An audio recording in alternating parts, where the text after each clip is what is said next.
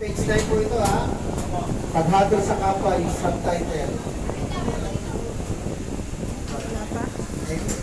Okay. So sabi dito, huwag kayong umatol ng kayo'y di matulan. Dinig ba ako dyan? Okay lang? Okay. Pwede na mga po. Pwede na po. Pwede na para matinig, para hindi nakaharang sa likod. Sabi dito ni Jesus, si Jesus po nagsasalita, huwag kayong umatol ng kayo'y di hatulan, sapagkat hahatulan kayo ng Diyos ayon sa paghatol ninyo sa iba. At susukatin kayo ayon sa panukat na ginagamit ninyo sa iba. Bakit mo napansin ang puwing sa mata ng iyong kapatid, hindi mo na pinapansin ang troso nasa inyong mata? Ano yung troso? Kahoy na malaki, no? Ulo. Samantalang yung puwing napakaliit. Sa madaling salita, napapansin mo yung maliit, pero yung nasa sayo naman ay malaki.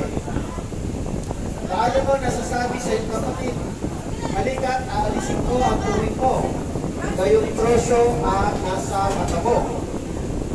Sabi nito, verse 5, kapag kunwari, alisin mo muna ang troso nasa iyong mata, at sa gayon, makakakita kang mabuti at maalis mo ang puwing ng iyong kapatid. So sabi nito, verse 1, kung kayo humatol ng kayo ay di hatulan. Una-una, kausap ng Panginoon ay mga apostol. Ang kausap niya ay mga apostol, huwag kayong humatol. Dahil si Jesus man, sabi sa John 3 verse 7, sabi ni Kristo, verse 17, isinugo ng Diyos ang kanyang anak, hindi upang matulan ang parusa ng sanlibutan, kundi upang iligtas ito sa mapamamagitan niya. Nung bumaba si Kristo, hindi po siya humahatol. Siya po ay nagliligtas. Pero paghatol po, mangyayari po yan sa pagdating ng panahon. Pagdating ng paghuhukom, Revelation chapter 20, verse 13 to 15. Ngayon mga kapatid, nakuha niyo po? Naintindihan? Okay. Una, huwag kayong hatol para sa mga apostol, huwag sila munang hahatol. Pero di nangangahulugan na ito ay standard. Dahil dating din ang panahon na si Jesus at ang mga apostol ay pwedeng humatol. Kaya lang sa atin, pag sinabing huwag hahatol, yung parang huwag tayong mag-criticize. Huwag tayong maghahatol, huwag tayong magsasabi ng mga mali, kung tayo rin ay nagkakamali. Sabi nga rito, inaalis mo yung puwing ng kapwa mo, pero ikaw naman ay napakalaki ng troso sa iyong mata. Sabi dito ni Jesus, bakit mo napansin ang puwing sa mata ng iyong kapatid, ngunit hindi mo pinapansin ang troso nasa iyong mata? Ibig sabihin, kung tayo hahatol, o kaya huwag tayo humatol, parang hindi tayo hatulan, kasi nga, pag humahatol tayo, nag-correct tayo, nag-criticize tayo, yung pala tayo rin ay may mali. Nagkakasala. Amen. Kaya minsan may kasabihan na pag nagtuturo tayo, isa nakaturo sa inyo o sa taong kausap, pero tatlo yung nakaturo sa atin. Ito, tatlo ito. So, may kasabihan tayo sa ating panahon kung tawagin judgmental. Di ba? Okay. So mga kapatid, ano ibig sabihin nito? Sabi ni Jesus, mapagkunwari. Sa ibang salita, hipokrito. Hipokrito yata salitang Kastila o Latin. O hypocrite. Ano dapat gawin? Sabi nito, alisin mo muna ang troso, yung malaki, na nasa iyong mata, at sa gayon, makakakita ka mabuti, at maalis mo ang puwing ng iyong kapatid. Ibig sabihin, kapag tayo po ay malinis, tapat, honest, pwede tayo magkaroon ng gabay sa kapwa natin. Halimbawa, sabihin natin, Brad, mali ang ginagawa mo. Pwede mo sabihin, ako ay galing na dyan. Binago na ako ng Panginoon. Yun, amen? Napatawad na ako ng Panginoon sa mali kong ginawa kasi ganyan din ako dati. Pero, ngayon, nakikita mo yung kapwa mo, pwede mo sawayin. Sawayin mo siya, Brad. Galing na ako dyan. Iniwanan ko na yan, kaya lang, syempre, papapahabang tayo kapag nagpatuloy tayo sa kasalanan. Pwede naman mag-correct, di ba? Lalo na kung kayo nakakatanda. Halimbawa, may kasama kayo dito, mas bata. Siyempre, yung mga nakakatanda, kadalasan, marami nang naranasan sa buhay. Sino ba pinakamatanda sa inyo rito? Ilang taon na pinakamatanda? 68? Lol, 68 na siya? Okay. Saan siya? Saan siya? Diyan? Pero matagal na siya rito? 2 months pa lang. Okay.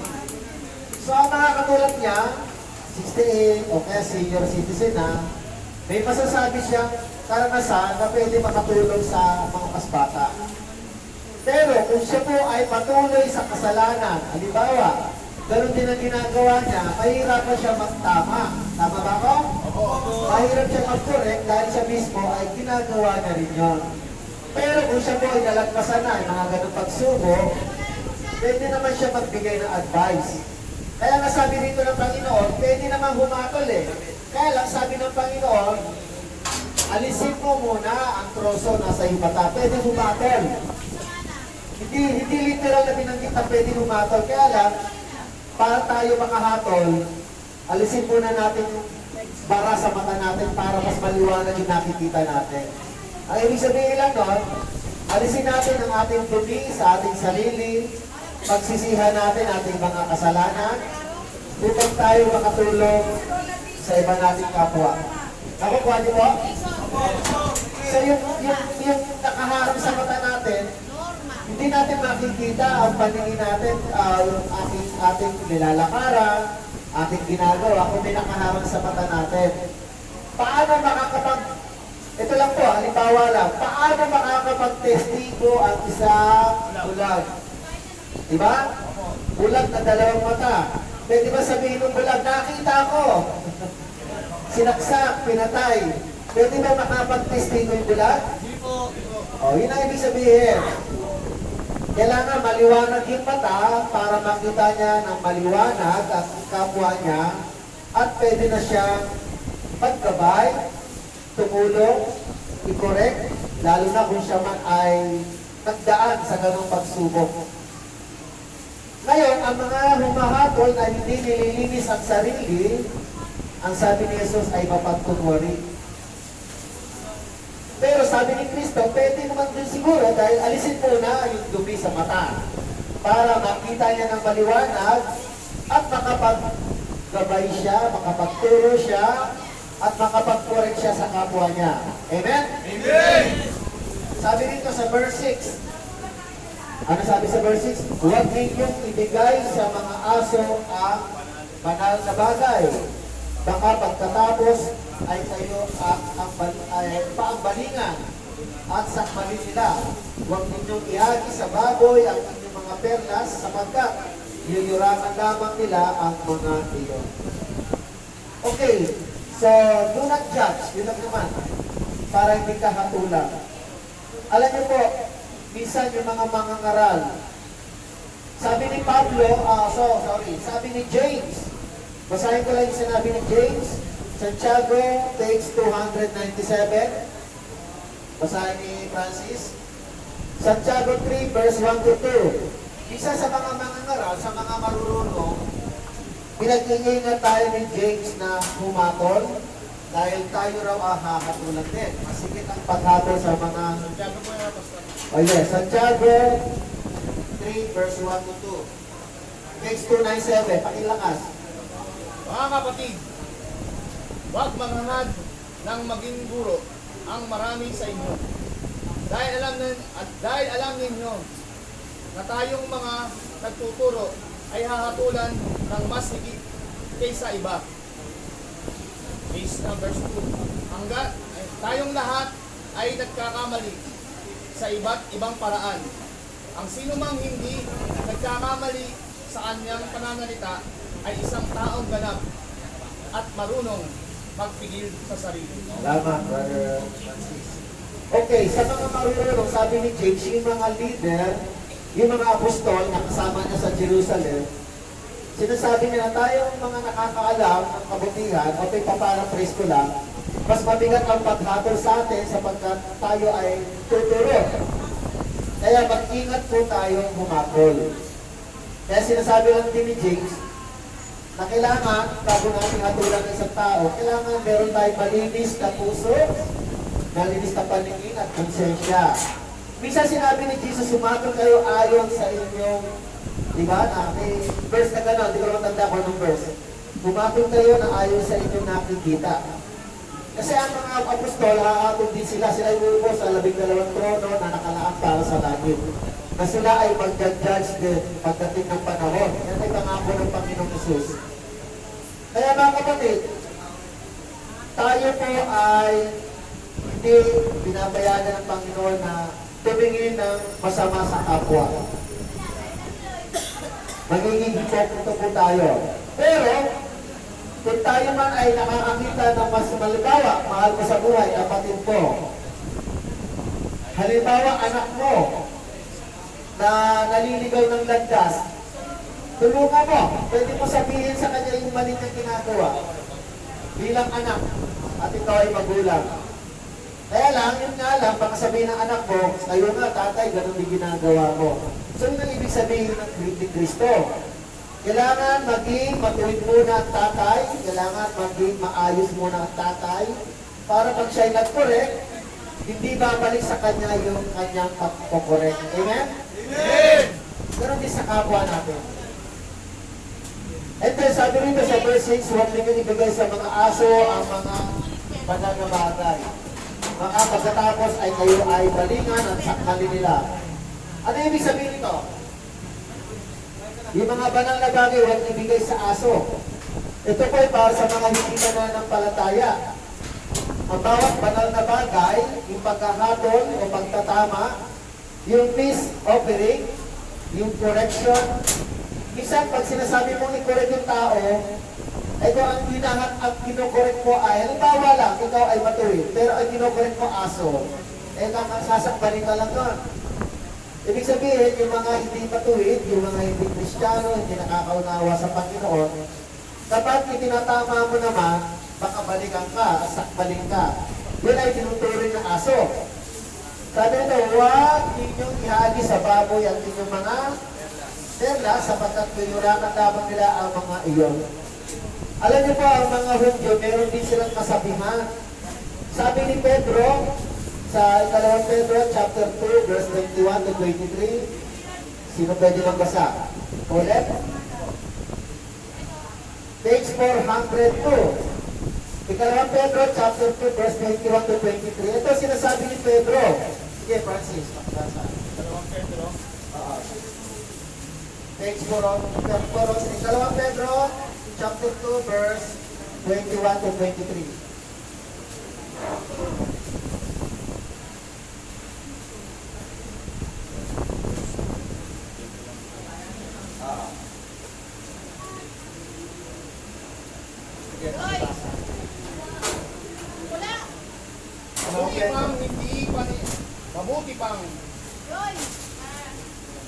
Mabuti pang hindi na nila nalalaman ang daang matuwid. Ako ba? O, kung ano yan? Liberta na 308. At 308. 2 Pedro, chapter 2, verse 21 to 23. Okay. Mabuti pang hindi na nila nalaman ang daang matuwid. Kaysa pagkatapos malaman ang banal na utos na itinuturo sa kanila, ay talikuran nila ito. Ang nangyari sa kanila ay pagpapatunay na totoo ang mga kasabihan. Ang aso, pagkatapos sumuka, ay muling kinakain ang sinuka na. At ang baboy na pinaliguan ay bumabalik sa putikan. Okay. So, ang kasabihan po, sabi rito, verse 21, mabuti bang hindi na nila nalaman ang daang matuwid. Kaysa pagkatapos malaman ang banal na utos na itinuro sa kanila, ay talikuran nila ito. Ang nangyari sa kanila ay nagpapatunay na totoo ang mga kasabihang ang aso Pagkatapos sumuka ay muling kinakain ang naiiwana. At ang baboy na pinalikuan ay bumabalik sa butikan. Kaya nga sabi ni Jesus, huwag niyong ibigay ang mga banal na bagay sa aso. Baka kayo balingan. At ang mga perlas o mga importanteng bagay, mga treasure, huwag ibigay sa baboy. Dahil yuyurakan lamang nila ito at ito ay yuyurakan at ito ay hindi lang nila papansinin. Sa mga kapatid, dahil ang masamang tawag na tama ba yung katangian? Ang pangit na behavior ng aso ay isinusukan niya yung kinain niya, okay, kinain niya, isusukan niya, tapos kakainin ka ulit. At ganun din, yung baboy dapat nalingguan mo ay bumabalik sa butikan. Kaya mga kapatid, sayang lang yung mga bagay na nasa Panginoon, ibibigay mo sa mga uri ng tao katulad nito. Meron pa example sa, mga kapatid, na example po sa, sa Lucas chapter 23. Na si Kristo po ay nililitis ni Poncio Pilato, nalaman ni Poncio Pilato na taga Galilea si Jesus, sa pinadala siya kay Herodes. Ano sabi ni Herodes? Basahin ko lang, Lucas 23. Basahin ko lang Lucas 23. Verse 6 to 9.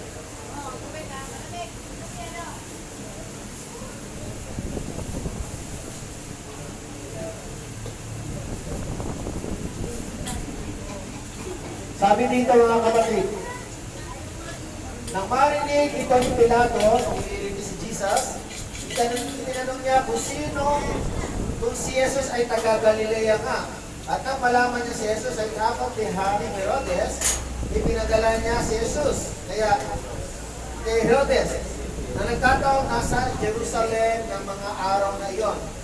Tuwan-tuwa si Herodes nang makita niya si Jesus. Matagal niyang ibig makita ito sapagkat marami siyang nababalitaan tungkol dito.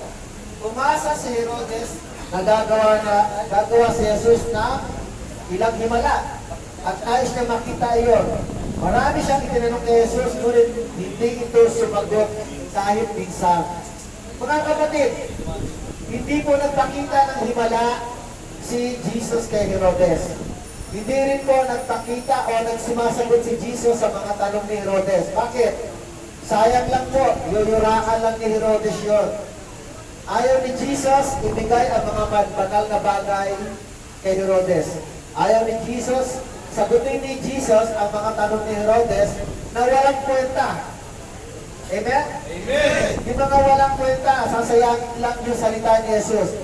Tandaan po natin, napaka-importante bawat salita ng Diyos. Amen. Bawat salita ng Diyos ay makapangyarihan. Amen. Tapos yuyurakan lang ng mga tao. Kaya nga, kanina, nag-i-invite ako sa inyo, makinig po kayo para magbigyan kayo ng pagpapahalaga ng Panginoon. Amen. Dahil ako po, mga kapatid, gusto ko po kayo makadinig ng salita ng Panginoon. Amen? Amen.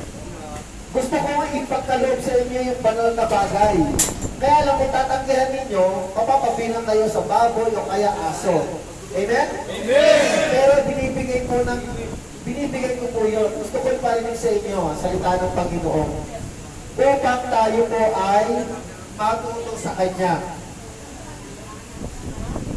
Hindi ko po binabali ang gusto ng Panginoon. Kasi dumating si Jesus, nung siya'y namatay at muling nabuhay, ang focus ng Panginoon ay pahayag ang Ebanghelyo sa lahat ng tao.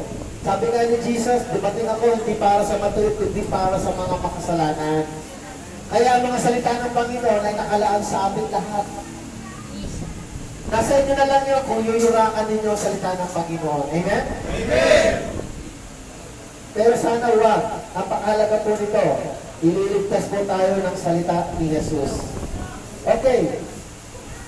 Tuloy ko lang ha, verse 7. Humingi kayo at kayo bibigyan. Humanap kayo at kayo makakatagpo. Tumato kayo at kayo magbubuksan. Sapagkat ang bawat humihingi ay tatanggap. Ang bawat humahanap ay makakatagpo.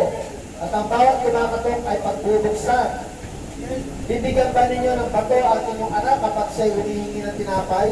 Mga kapatid, yung mga tatay dito, Sabi ni Jesus, bibigyan ko ba ng bato ang anak ninyo kung humihingi ng tinapay? Nakakain ba yung bato? Mga kapatid, tinapay ang hinihingi. Gutom po yung anak natin. Ano ibig sabihin? Gutom po yung anak natin. Para sinasabi, tatay, gutom ako. Eh anak, wala akong trabaho. Mga kapatid, ang gusto ng Panginoon, pagsikapan ng tatay, pakainin yung anak. Amen? Amen! Hindi ba kayo naaawa kung wala kayo pakain sa anak ninyo? Anak niyo po yan. Ngayon, sabi ni Jesus, bibigyan ka niyo siya ng ahas kapag siya humihingi ng isda. Kung kayo masasama ay marunong magbigay ng mabubuting bagay sa inyong mga anak, gaano pa kaya inyong ama na nasa langit? Bibigyan niya ng mabuting bagay ang sino mang humihingi sa kanya. Inihahanding ni Jesus yung tatay sa lupa at yung tatay sa langit. Kung yung tatay sa lupa, sabi nga niya, hindi niyo bibigyan. Di ba? Ang lahat ng bagay, gagawin niyo mabuti para maibigay ninyo sa anak ninyo. Tama po ba?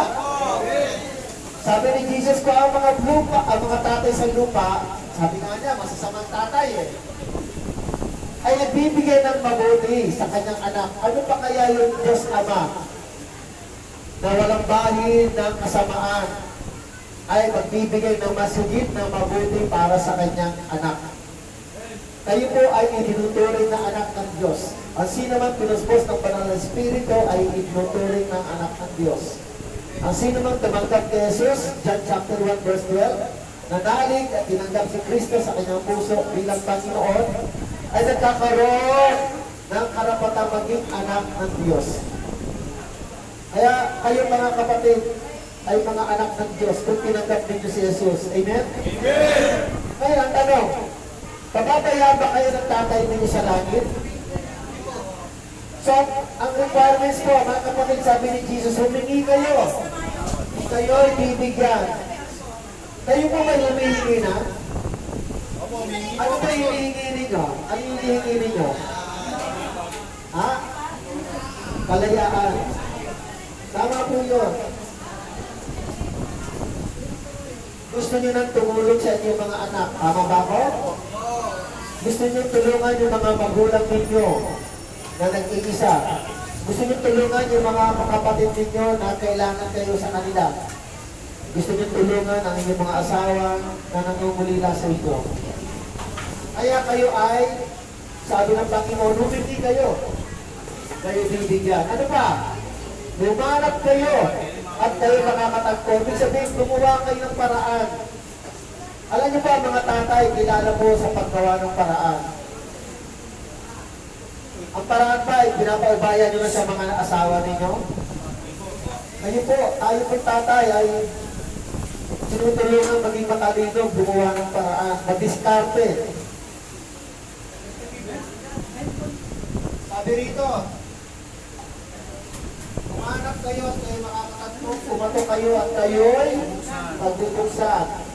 Sapagkat ang bawat humingi o humihingi ay tatanggap, ang bawat humahanap ay makakatagpo, at ang bawat kumakatok ay pagbubuksan.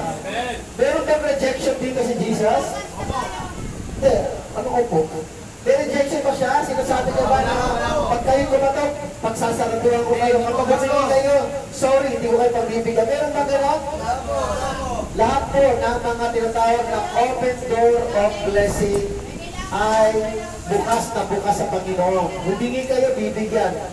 Kung humanap kayo, makakatagpo. Tumato kayo, pagbubuksan kayo. Mga kapatid, napakabuti ng Panginoon. Ngayon, sabi ito, verse 12, last verse. Gawin ninyo sa inyong kapwa ang inyong nais ninyong gawin nila sa inyo. Ito at buod ng kautusan at ng mga sinulat ng mga propeta. Kung tawagin po ito the golden rule. Gawin ninyo sa inyong kapwa ang nais ninyong gawin nila sa inyo. Ito ang buod ng kautusan at ang mga isinulat ng mga propeta. Nakasulat din po ito sa Leviticus 19 verse 1. O, verse 18. Leviticus 19, verse 18. Ano ibig sabihin nito? Ano ibig sabihin nito? Kapag gumawa ka ng masama sa kapwa mo, gagawin din sa iyo kasamaan. Amen? Amen! Kapag gumawa ka ng mabuti sa kapwa mo, babalikan ka rin ng kabutihan. Ngayon, anong gusto mong gawin sa'yo? Mabuti ba o masama? Mabuti! O di gawin din niyo sa kapwa ninyo. Amen! Yun lang po yun. Sa totoo lang, ayaw natin may gumagawa ng masama sa atin. Amen? Amen! Ayaw ninyo. Ayaw natin kahit sino. Walang taong may gustong mangyari na gawin siya ng masama ng kapwa niya. Pero bang ganon? Pero bang paglabas ko, gusto ko may sumapak sa akin. Pero bang ganon? Paglabas ko, gusto ko aksidente ako, kaya awayin ako. Pero bang ganon? Gusto natin, lahat ng mangyayari gawin sa atin ay mabuti. Di ba? So ang utos ng Panginoon, gawin din natin ito sa kapwa natin. Kung ano yung nais mo mangyari na gawin sa'yo ng kapwa mo, at alam ko naman, mabuti ang gusto mong gawin ng kapwa mo sa'yo, ang utos, gawin mo rin yung mabuti sa kapwa mo. Dahil ibabalik sa'yo ng Panginoon ang lahat ng kabutihan na yan. Sabi ni Jesus, basahin ko lang yung Mateo chapter 5. Sabi ni Jesus,